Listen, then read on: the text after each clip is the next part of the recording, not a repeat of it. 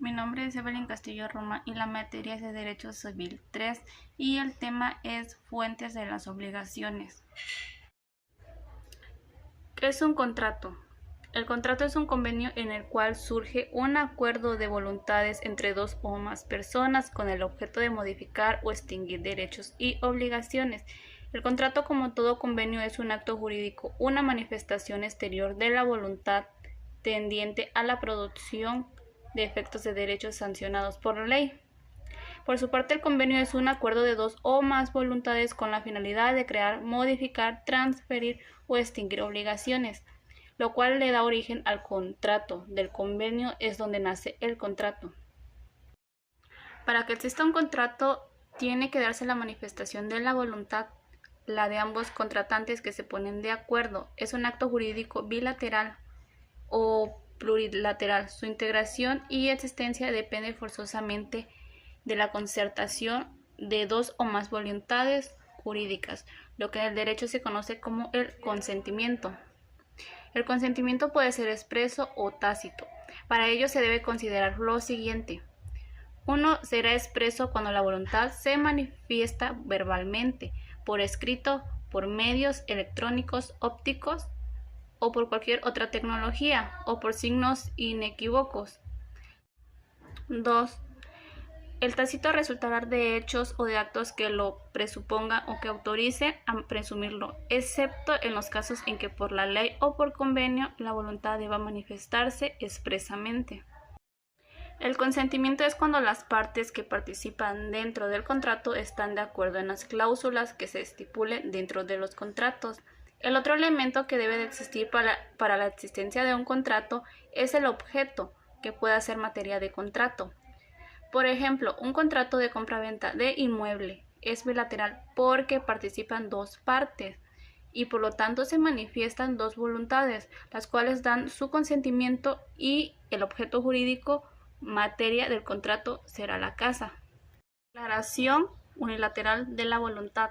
La declaración unilateral de la voluntad es una de las fuentes de las obligaciones, ya que las partes son libres para crear los contratos que deseen, esto conforme al principio de la autonomía de la voluntad. En los contratos civiles, cada uno se obliga en la manera y término que aparezca, que quiso obligarse. Uno de los principales principios de la declaración unilateral de la voluntad es que nadie puede ser obligado a adquirir un derecho en contra de su voluntad.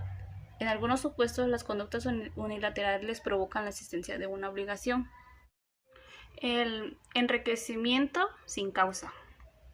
Cualquier tipo de enriquecimiento que sea dado a costa del sacrificio de otra persona debe tener una causa o razón jurídica que lo justifique o explique, pues nadie se empobrece sin motivo en beneficio ajeno. Cuando eso ocurre, el perjudicado no ha tenido el propósito de beneficiar a otra en detrimento suyo y no sería equitativo infligirle esa pérdida. Por lo tanto, el derecho impone al beneficiado la obligación de restituir el importe, su enriquecimiento, hasta el monto del empobrecimiento ajeno. Una de las características principales del enriquecimiento sin causa son las siguientes. El hecho de producir el enriquecimiento de una persona cuando un sujeto ha alcanzado beneficios patrimoniales, ya sea por adquirir nuevos beneficios o servicios, por evitarse alguna pérdida o por librarse de deudas. Otra característica, debe haber una relación causal entre el empobrecimiento. Otro subtema es la gestión de negocios. Según el Código Civil nos dice que será gestión de negocios el que sin mandato y sin estar obligado a ello se encarga de un asunto de otro. Debe obrar conforme a los intereses del dueño del negocio. La gestión de negocios consiste en la intromisión intencional de una persona que carece de mandato y de obligación legal en los asuntos de otra con el propósito altruista de evitarles daños o de producirles beneficios. El gestor de negocios que actúa gratuitamente se ocupa de asuntos ajenos cuando su dueño está imposibilitado de hacerlo, para obrar conforme a los intereses de éste, ya con el fin de producir. Una característica principal de la gestión de negocios es para que exista la gestión, la intromisión debe ser intencional. La gestión de negocios engendra obligaciones tanto a cargo del gestor como del dueño de negocio gestionado. Tales obligaciones de origen no pueden ser modificadas ni sujetas a modalidad por los que intervienen, y una vez presente la figura jurídica se produce al margen de su voluntad. Otro subtema es la responsabilidad objetiva. La responsabilidad es un principio de nuestra legislación, por el cual las personas tienen el deber de reparar y responder por todos los daños que causen como producto de su actuar en la sociedad. En ese sentido, la responsabilidad que deriva de su actuar ilegítimo derivará del estatuto jurídico, el cual se somete su relación particular, ya sea civil, penal, administrativa, disciplinaria o política. En el caso de la responsabilidad civil, esta podrá derivar de incumplimientos de una obligación nacida de una relación jurídica convencional entre las partes, en cuyo caso estaremos frente a la responsabilidad civil contractual o a un hecho doloso o culposo de su parte, en cuyo caso se estará frente a la responsabilidad civil extracontractual proveniente de un delito o cuasi delito civil. Y por último, hechos ilícitos.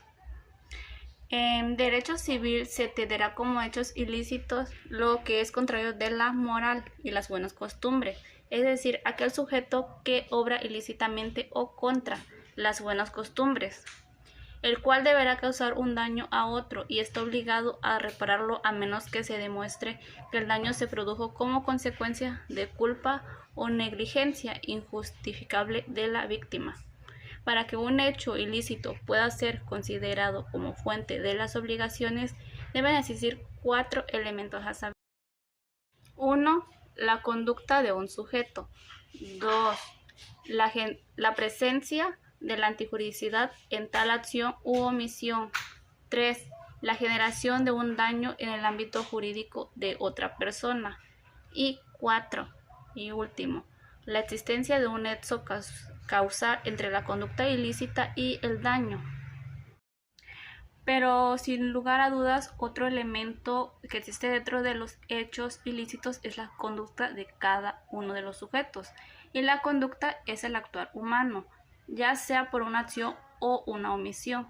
Estas pueden ser con dolo o culpa, diferenciándose una de la otra por la intención de las consecuencias. En acción, el sujeto tiene plena conciencia de los alcances de sus actos, así como sus consecuencias, por eso lo ejecuta o decide dejar de ejecutarlo, con el pleno conocimiento de lo que... Esto sería todo, gracias.